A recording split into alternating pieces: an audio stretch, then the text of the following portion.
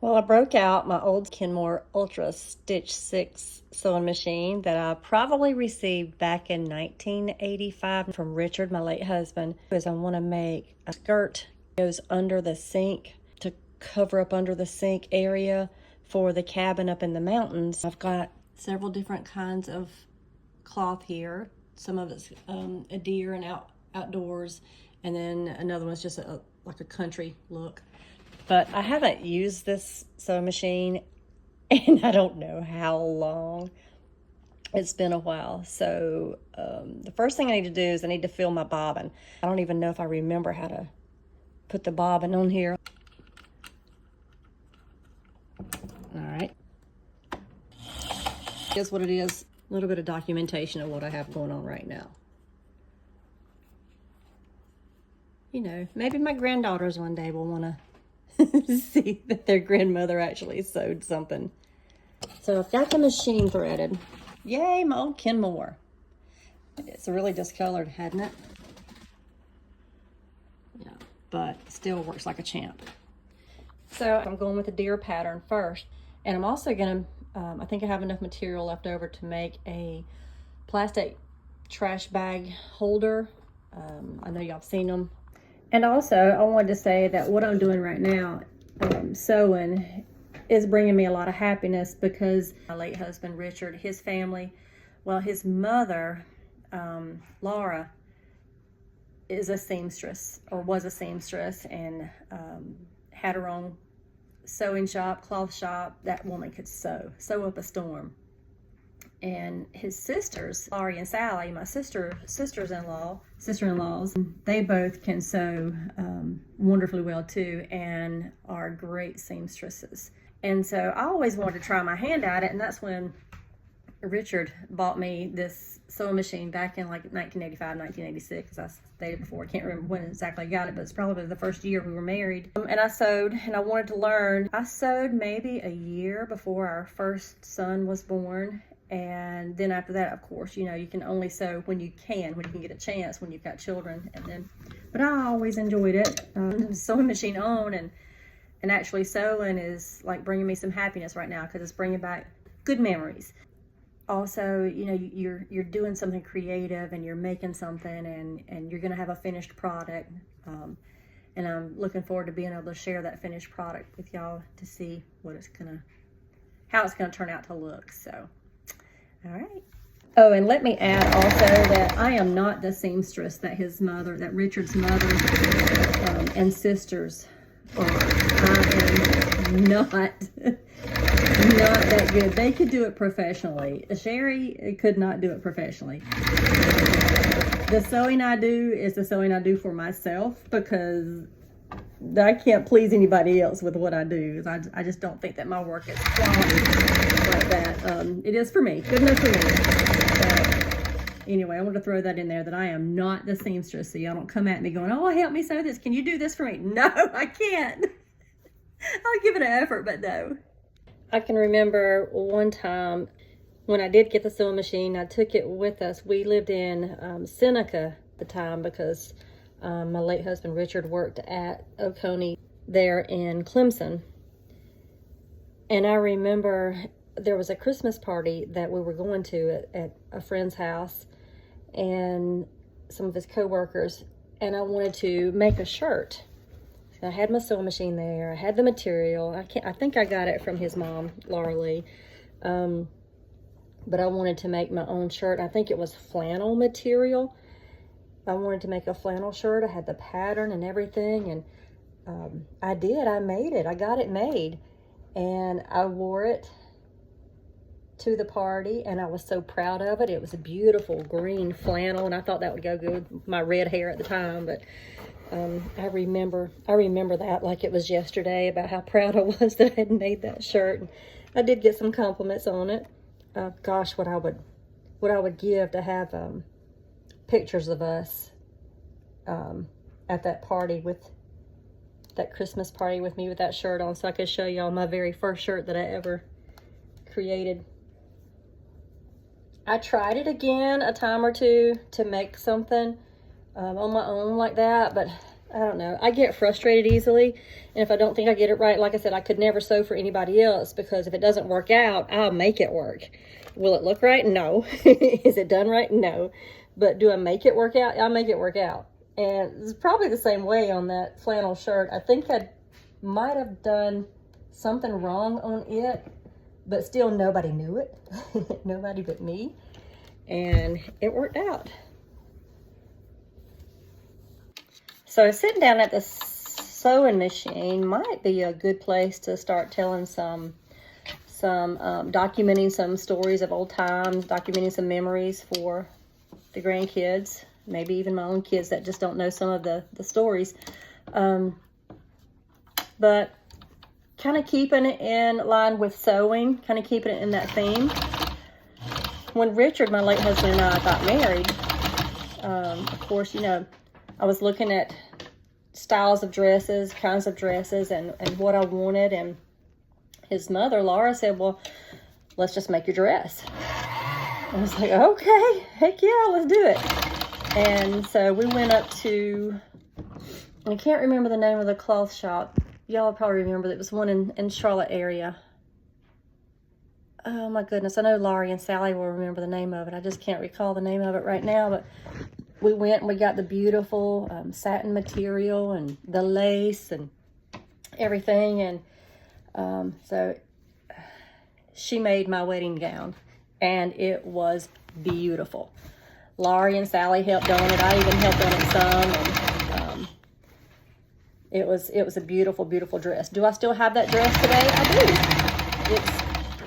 It's put up, you know, after you had it dry cleaned and everything, you keep it in the box that they dry cleaned it in, and it's stored away. But it was beautiful. And so I've been kind of thinking that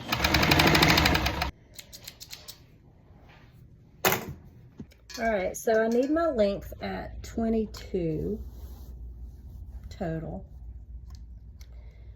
And this is the only tape measure I have. Gary did find for me. So I'm gonna go to the bottom of mark 22 down there. I think right about there. So let me put a pin in it. All right, I think I've got it. Now let me check up here. It's a little bit longer than 22. Yep, right on the money there.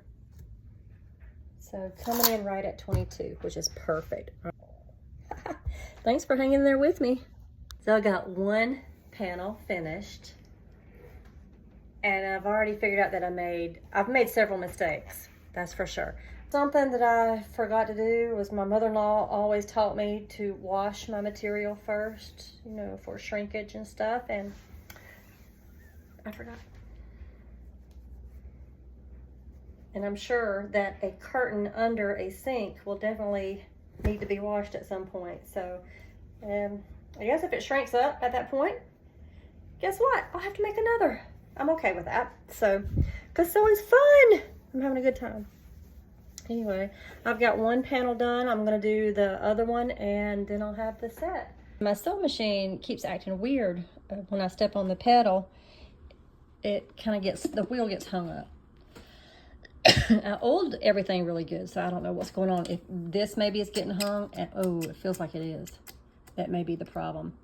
But what happened, like everybody else might not show you their imperfections, but I'm going to show you what happened, is it kind of got, yeah, right there. I was chugging along really well, and then it got hung up, and I went way down. Well, not way down, that's where I was. I was kind of, it went way down there, and then it went way up right here. But like I said, I'm doing this for me, and I'm trying to please anybody else, and I'm just going to roll with it. I think once it is all ruffled up under the sink, you won't even see that imperfection anyway. So who's looking, right? All right, got that side done. So I almost have this panel done. That'll be my second panel. I've got to do the top part where I've got to turn it over twice there. to get rid of this edge right here, and then once more to get an edge for the curtain rod to go in. So a little bit longer and I'll have this set done. Well, I have my final panel pinned down and I'm ready to sew it up, and I'll be done with both of these panels for the deer themed under sink skirting. Almost finished. I can't remember what I was gonna say. You ever do that? That'll happen when you get in your 60s too. Not remembering what you were gonna say or why you turned your video camera on so that you could talk, or yeah, why you even turned it on in the first place. Why would I have done that? Oh, I know now. I was gonna tell you about another memory that I had, and this one involves when we were kids and home with Mom and Pop when we were little and entering school age and all that good stuff. Mom used to make a lot of our clothes too. Her and Aunt Robbie would sew a lot. Aunt Robbie is my mom's last living sibling, my aunt, and they would go to Kmart, Woolworth, I don't even know where all they would go. A lot of different cloth stores that I probably don't even know the names of them, to get cloth, and we were always there. And Mom and Aunt Robbie and Rita too were always shopping for cloth to make things with, and Mom would make a good bit of our outfits. And if I'm not mistaken, I believe my aunt, Dad's sister, my Aunt Cornelia, we called her Aunt Cornelia. She would sew a lot for us too, her and Grandma. Oh my goodness, talking about Grandma. Let's talk about Grandma for a minute. Grandma and Aunt Cornelia, those were some of the best days of our childhood, was being at Grandma's house. Grandma spoiled us, loved us to pieces, and just tolerated us. I'm gonna tell you, that woman tolerated us because we were a handful. There were 3 of us older kids, and we stayed at Grandma's house all the time when we were kids. We'd spend the night with her all the time, and we'd go up there, we'd play, and Pop would be up there sometimes on, you know, the evenings or on Saturdays or something. They'd be farming or they'd be working at the sawmill, and we would go up and we'd spend time with Grandma and Aunt Cornelia and just having a good time, wreaking havoc everywhere. And Grandma was good to us. She'd cook us breakfast, lunch, dinner, whatever. I think she enjoyed us being there as much as we enjoyed being there. So that's what us 3 older kids grew up at Grandma's house. And I have a lot of great memories, wonderful memories. And I always wanted to be a grandma like that. But I'm gonna tell you, in this day and age, you know, that was a time when grandmothers did not work. They worked at home. Of course they worked. They worked at home, keeping the home together and everything that goes along with that. And in my era, and even my mom's era, you know, the ladies were out working. And so it wasn't that we got to stay home as much, but the ladies were out working. And of course, I was working when my first grandchild was born, and then when my second, and now my third, and then my third grandchild was born. I was like, yes, this is gonna be it. I'm retiring, I'll be able to stay home and be able to spend some quality time with the grandbaby and do all the grandmotherly things and go pick up the other kids from school and stuff like that. But we got busy building a house in the mountains, so that took me away. Ooh, I did it, y'all. Finished. I'm gonna press it, and then the second one is finished, and I've got my 2 panels done of the wildlife theme with the deer, the white-tailed deer.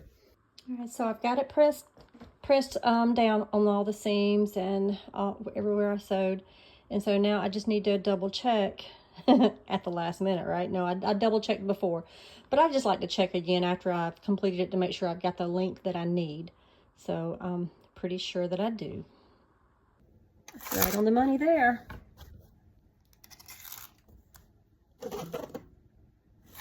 Very nice. Yep. I'm very pleased. Awesome. Very pleased. I've got 2 panels this wide. And then once they get all bunched up, they'll go under the sink. Like, let me see if I can turn it around. Yeah. In the mountains, they'll go up under the sink where the camera is, just like that. Can y'all see that? It's gonna be pretty. It'll look good. I'm excited. Gary Creech says it's been a hell of a day. Been a hell of a day. That's a wrap on today's. Yep. Yep. You got to play. Good day. Good day. And I got to sew. And there's final project is the plastic bag that goes with my under counter curtain. All good.